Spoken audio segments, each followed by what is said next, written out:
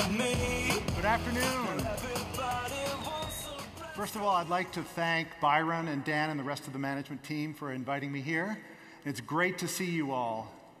I'd like to start out, before we get to my slides, just to say a couple of words about some observations I've had about RAIN. I've been working with Dan and his team for about 10 months, and of course I've been here for a number of hours just watching as things transpire.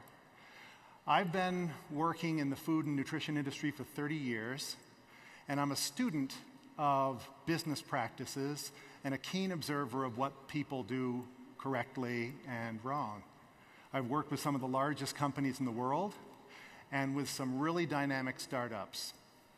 And I'd like to say that what I've observed here, and I've heard repeated in other forms today, is a culture of excellence. And there is another theme as well that we can see in the three words that we're using for this convention: discover, exceed, expand, that ties wonderfully into an exceptional branch of scientific research that's come about in the last 5 or 10 years, called research into positive psychology. And really it's what a lot of us practice already, especially those of us in successful businesses, but it's giving us a wonderful scientific foundation to validate some of those things we know. And that is that positive thinking, positive planning, a positive approach on life and forward thinking is a way to success. And that the opposite of that negative thinking that leans upon regret, self-doubt, rumination, looking backward, those things retreat towards zero. So positive thinking is expansive. We use the word here, expanding, and it's expansive possibility. Now, an important thing is that we don't just think. We also put actions in place. And what I've seen here in the work I've done with RAIN over 10 months in looking at a specific action plan for scientific testing, in the agenda for this convention, discover, exceed, expand. These are all thinking optimistically about the future, intending to do something, and then acting upon it. And to me, this is an exceptional, it bodes very well for the company and for the future and for all of you as well. Now, wouldn't you know that I happen to pick, as a way of envisioning seed nutrition, I picked a Google image of the Big Bang explosion. And I think it perfectly captures this concept of from small things, big things come, especially when we apply the principles and the methods and the actions of positive thinking. And I would add one more thing, that there's a very great importance placed in positive psychology on the beneficial effects of a large group, of an expanding family network, people who share goals, who share an approach to advancement, and to put those goals and actions in place. So now to my specific slides. As I mentioned, my role has been to do some very specific testing and to recommend specific testing to the RAIN team. So we've just heard Dr. Jeff talk very knowledgeably about the importance of so many of these phytonutrients or phytocompounds. My role was to help RAIN focus our attention on learning more about how the actual soul product performs. So we take all of those good natural sources and ingredients, we put them into a finished product. Now, how does that finished product perform? And I'll also take a step back here and describe how the outlook of this series of tests that we've put in place speaks to this culture of excellence. These are tests, none of which is required by the regulatory agencies who govern what we put on the back of the labels or who govern how we sell and trade products or advertise products. These are all tests which have been done voluntarily and with a vision for improving an understanding of the soul product and how it performs. And that, to me, again, is worthy of real applause. So from tiny things, great things come. And again, I think this, and I'll repeat this at the end, but I think this is a wonderful model for envisioning ourselves in a larger group pursuing important goals and dreams. So I've tied my comments today and my slides to these three key themes that are very important as we investigate the future. The one is to discover. How does that relate to the soul product? Well, let's look at what is at the heart of soul and what makes it tick. And you'll see in this case, we'll be returning to this theme of phytonutrients. I refer to them as phytocompounds. Second, exceed. Let's look at how this testing protocol that we've performed over 10 months exceeds industry expectations and industry standards, which will, I hope, convey a great confidence to you in working with this product. And finally, expand. How do these tests expand our understanding of how soul works, how it helps us care for our bodies and optimize wellness and health? And perhaps also form a path of further investigation for the future. Every serving of soul provides us a balanced delivery of phytocompounds, phytonutrients, and antioxidants. Now, I can say this, but we can also demonstrate this, and this is part of what I'll be showing. And once again, rather than looking in general, in broad swaths at the science, the PubMed studies, the other published research literature that backs this up, we're looking very specifically at putting soul to the test in tests of importance and significance. And this is how we will look at the balanced antioxidant protection and about comprehensive support of healthful body functions. And again, I say proven performance because we've got the tests to back it up. Now, just a quick review. Phytocompounds, or the phytonutrients that Dr. Jeff was talking about, provide support to a wide range of health-related functions. He talked in detail about ways that phytocompounds will support the proper function of our immune systems, our cardiovascular systems, the mitochondrial function, other functions of the cells, and a wide range of other health-related functions in the body. So let's move beyond that general understanding and look at the soul product. Now, I've only listed 3 primary ingredients here, but what we see when we look at the specific ingredients that are going into the soul product is that we get a balanced distribution and coverage across 3 or 4 of these main phytocompound groups.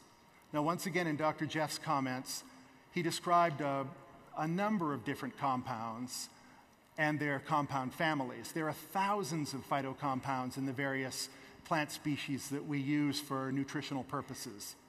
But they often fall into some main compound families. And rather than going into great detail, it is adequate to say here that the primary ingredients in the soul product are providing comprehensive distribution across these primary groups. And I'll say something else that Jeff alluded to, and that is that whole foods, products in what we call their natural matrix, have shown to be far better for you than products which have been isolated, broken away, extracted from the way nature made them. In fact, 2 years ago, I worked on a major study with the Linus Pauling Institute at Oregon State in Oregon.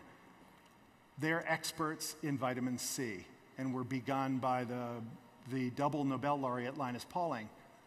And we looked at proving that a natural source of vitamin C can outperform synthetic vitamin C when looking at important human health markers such as inflammation.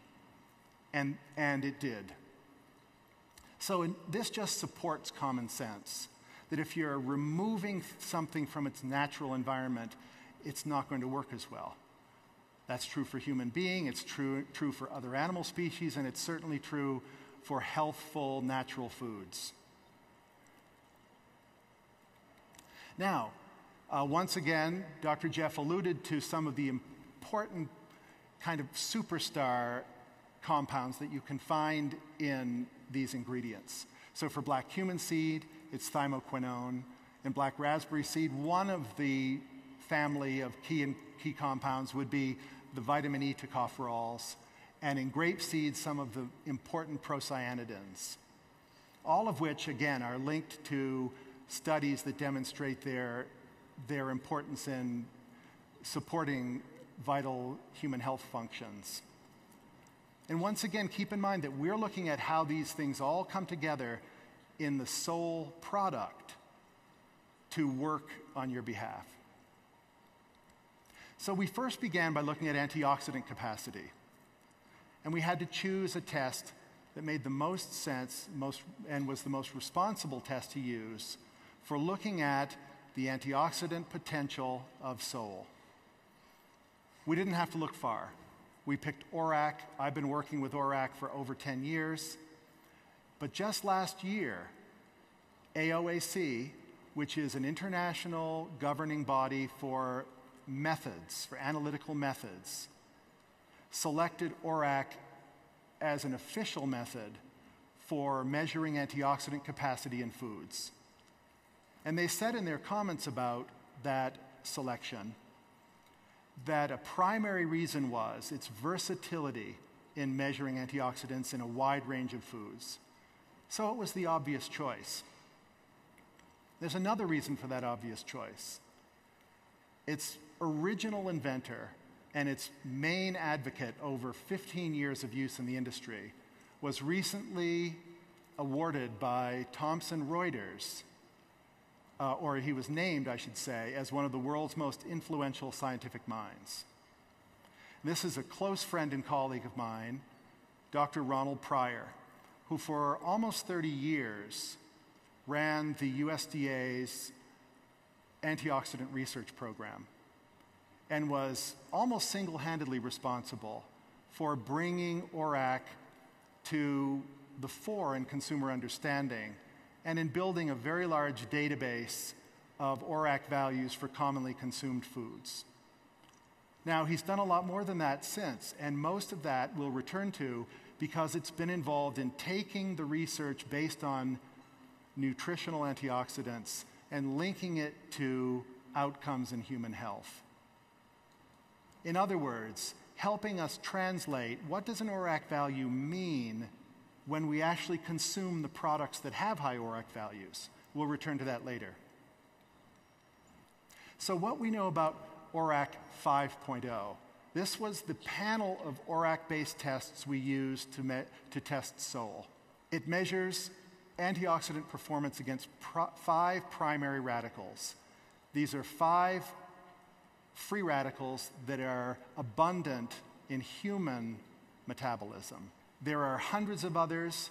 These 5 primary ones are extremely important, are implicated in a wide range of health conditions that are caused by oxidative damage. And oxidative damage damages the proteins, DNA, and lipids in our bodies that are required for our bodies to function properly. And second, ORAC 5.0 is an industry standard for broad-spectrum antioxidant testing. In fact, it's the test that's most frequently used by the greatest number of companies and in peer-reviewed research studies. Now, a little caveat before I speak to these numbers. Numbers are not as important as what those numbers tell us about the direction and the significance of the test. Because any one number might change, and it's very important that we keep them in context. But let me tell you, so in the broader picture, let me tell you what these numbers mean. What they mean is that a serving of sole is significant in protecting against oxidative damage and protects against 5 primary radicals in a significant way. It's broad-spectrum antioxidant protection. Now, just to give a little more context, and again, I recommend not to do a numbers-to-numbers contest of Sol versus other products, and we'll get into that a little bit more in a minute.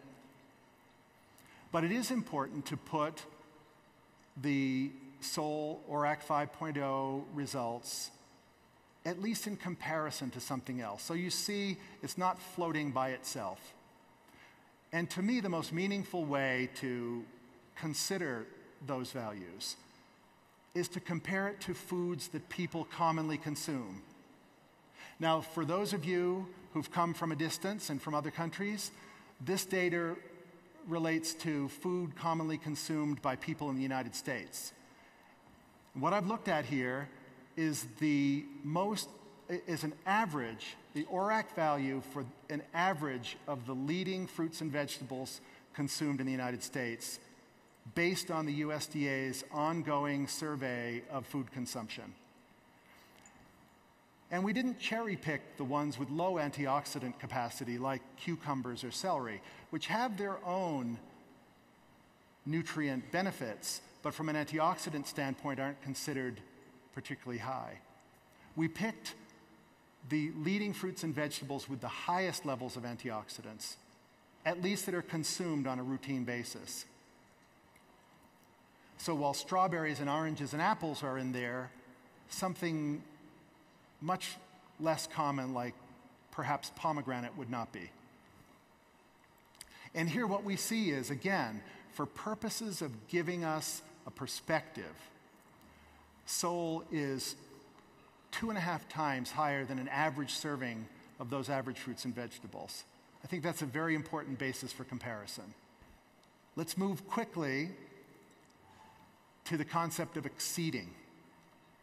I mentioned at the outset that all of these tests have been voluntary, at considerable expense, and also with a sense of optimism about the outcomes. Remember, in scientific investigation, you don't know what the outcome is going to be, and you don't have a way of influencing that outcome. So you're taking a calculated risk in the interest of scientific curiosity and learning more about your product. Many, many companies, in fact, most, don't even pursue these paths. It's another reason for both confidence and for congratulations. The Brunswick Certified program is a next step in distancing itself from the competition. Because for starters, the ORAC 5 testing is not required. To follow that up, the ORAC Certified program is another dimension of quality assurance. What it does is it guarantees that Sol is being tested on a routine basis under strict quality assurance. That's why I say that this Brunswick Certified seal is seeing is believing. In an instant, you can recognize the quality of testing that's gone into the product by seeing that on your promotional literature or on the label, and should challenge other products to do the same. So this will often be a key factor for separating out the both quality and performance of products. Now, to step back a minute to the concept that Jeff introduced about antioxidants performing other vital functions. This is exactly what Dr. Pryor has said, and it has motivated his research moving forward. He says, and I'll paraphrase here so as not to read it all, the relevance of ORAC as a marker for outcomes in human health. Now, keep in mind that ORAC, the test, it's an in vitro chemistry test. By itself, it cannot tell us about outcomes in human health. It's not designed to do that. It's not a shortcoming of the test. It's simply not designed to do that. However, we can take steps by looking at foods with high ORAC values and connecting them to outcomes in health, which is what Dr. Pryor has done. And what he points to here is that that research demonstrates that antioxidants are also significant in relation to other kinds of human health functions. And this is what we're going to explore in a minute. We return here to a comment I made earlier, these words from Dr. Pryor. These results do not correlate to a strict linear ranking of ORAC. What are we saying? Don't compare. It doesn't mean that a higher ORAC value necessarily relates directly to a better performance in vivo. What we have found is that quartiles, the highest groupings of ORAC, outperform the lowest groupings of ORAC. And SOL resides in that highest quartile of results. And what Dr. Pryor has found in a seminal work that's called a meta-analysis, in other words, he looked at a wide range of studies that were related to the intake of antioxidant diets and outcomes in human health. And in many instances, these were what we call longitudinal studies that occurred over time with very large subject pools or cohorts. In one case, over 30,000 subjects were observed over 15 years.